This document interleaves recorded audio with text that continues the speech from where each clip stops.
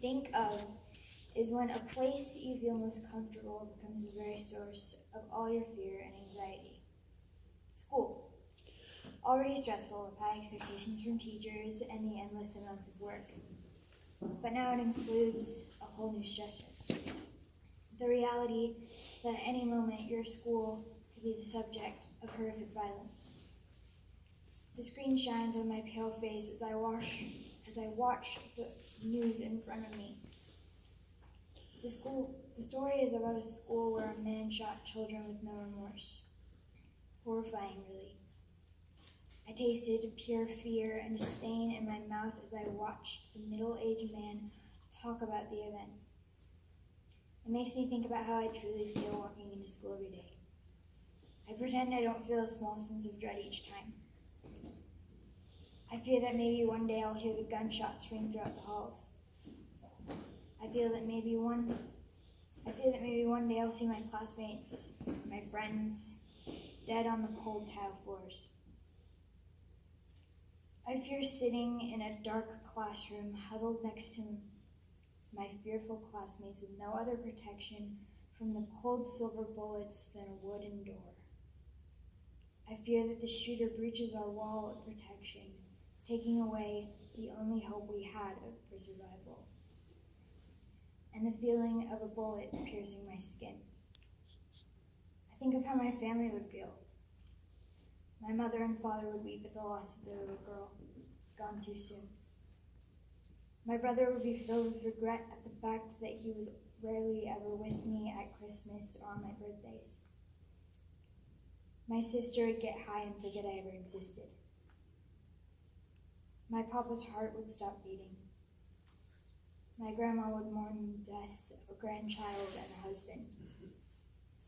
I think if I had managed to survive, the guilt I feel standing by my deceased friend's casket and the fact that I lived and they died. The guilt only being exploded in a pure shame when I see the sobbing faces of their families. As I lay a white rose on the glossy wooden lid of the cruel chamber of death, I cry.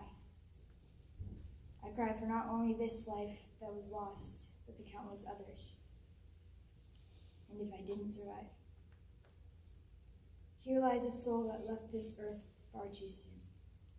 That's what my gravestone would say. I'd lie cold in a fancy wooden box as my family and friends stood around and mourned my young lost soul. My father would say my eulogy.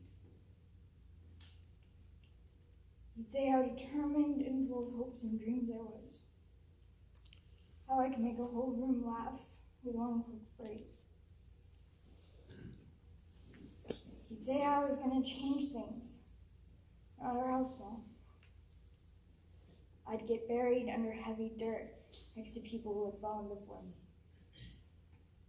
School used to be my safe place.